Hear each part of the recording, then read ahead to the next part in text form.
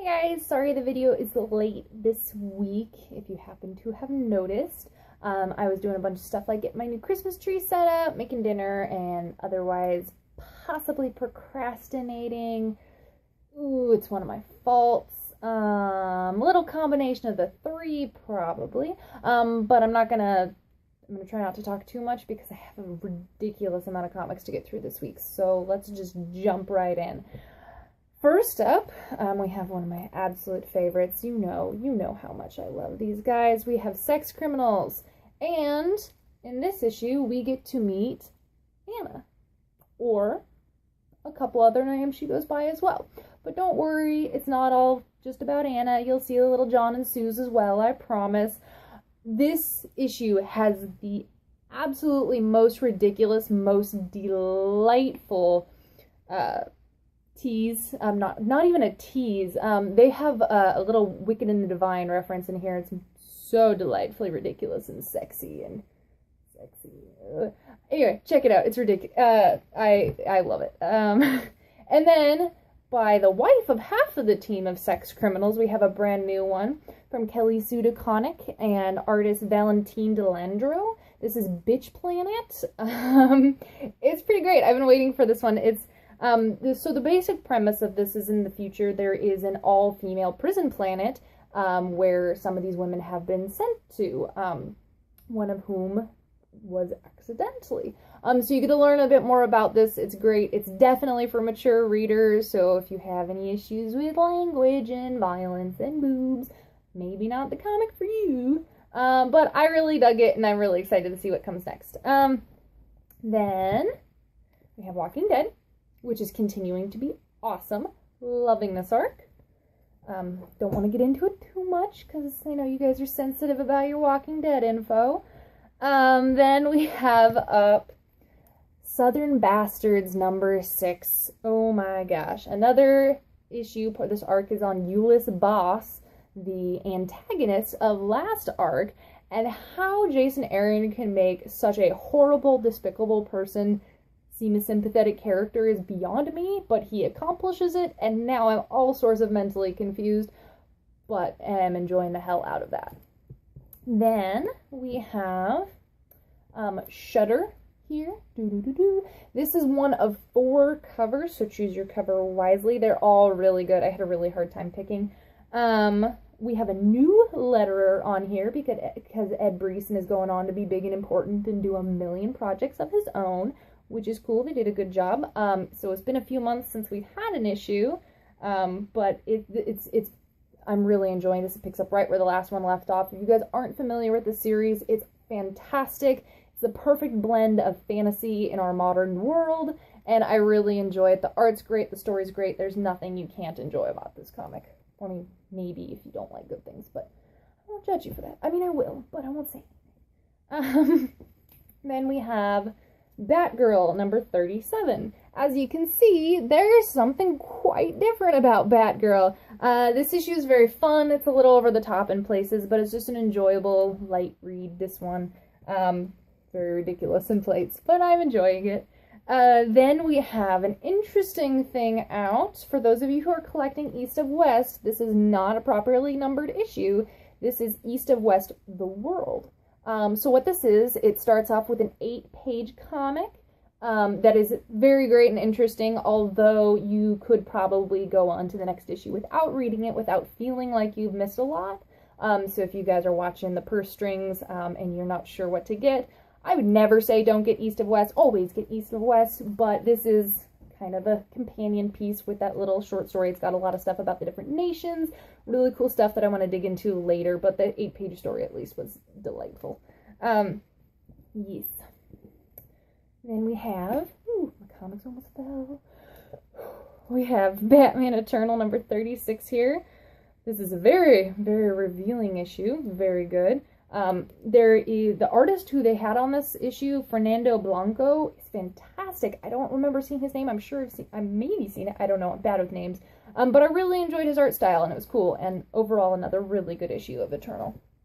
Then we have Rocket Raccoon. So I don't know if this is not the first issue, the last issue where they had the Groot story. The art on this is no longer being done by Skottie Young. It's being done by a guy named Jake Parker, who's great. He's doing a really good job of emulating Skottie Young's style, but it isn't quite as free-flowing and whimsical. Skottie Young, you'll see a lot of, like, scattered... Actually, hold on, let me show you, because I have a reference to it underneath. Like, this cover by Skottie Young, there's a lot of, like, sketchy, fun, whimsical elements to it, and Jake Parker's doing a good job of emulating it, but you might not see quite as many stray lines. It's a little bit cleaner, but overall I love how the sketchiness adds to Skottie Young's style, but he's doing a really good job on this book so far. This is a charming issue, delightful. Rocket's going on an adventure with someone other than Groot, but it's clear he has a type. So it's charming. And the guy who's doing the coloring for it, the guy who always colors for Skottie Young, I can never say, it's Beaulieu? I'm terrible with French names. But he's also doing the coloring on Invincible now, and oh gosh, it's just, his coloring just, it gets me. I love it. Ooh. Then we have Afterlife with Archie number 7.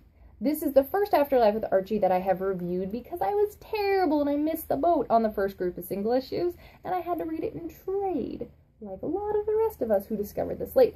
But issue 7 of Afterlife with Archie is out for those of you who thought it was one and done. It is not. It totally keeps going, and you should totally check it out. This ships with 2 covers, this one and another one of the more classic Francisco Francavilla covers. So I picked this one, my boyfriend got the other. We like to get all the covers we can in one house without having to spend a ton, so it's nice. But it's a great issue. Since the last time we've had it, a month has passed, and you get to watch Archie grow the world's slowest beard. But oh my gosh, the story's awesome. I love it. Love it. And the next issue is going to be a Christmas story, so that'll be fun. Then we have a new #1 out from Boom Studios. This is a series called Eternal by William Harms and Giovanni Valletta. So basically the premise of the story, it's the not too distant future, as MST3K would tell you.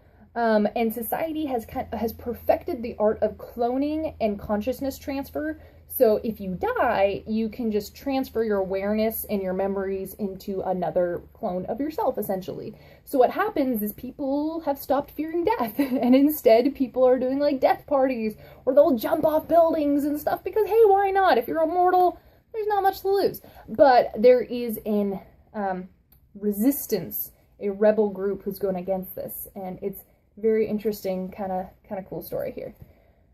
Then we have #2 of Deep State, and as a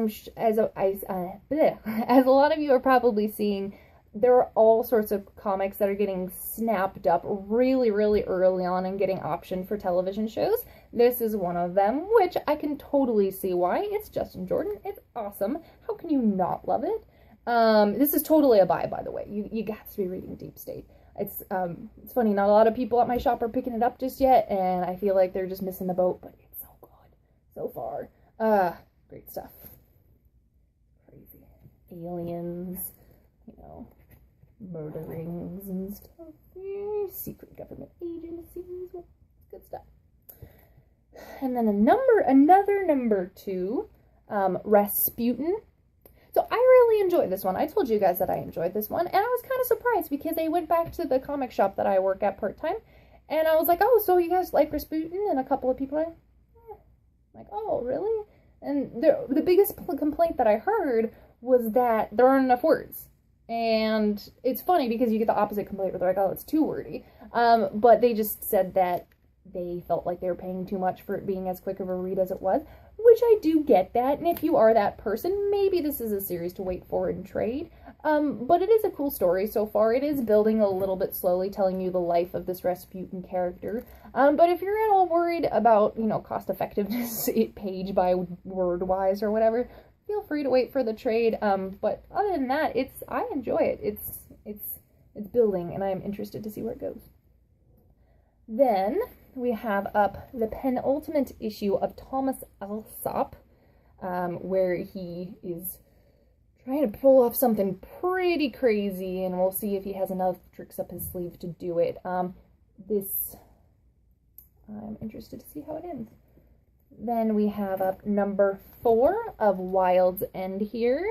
The group is trying to learn a little bit more about the mysterious crash and the creature that came from it. The art in this is just so cute and delightful, and I love that it's Dan Abnett, the guy who wrote all the Warhammer 40k novels my dad read growing up.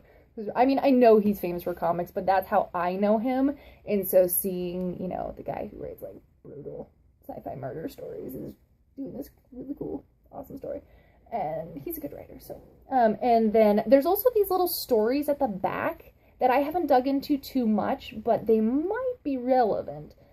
So feel free to check those out. I really should. I've just been lazy.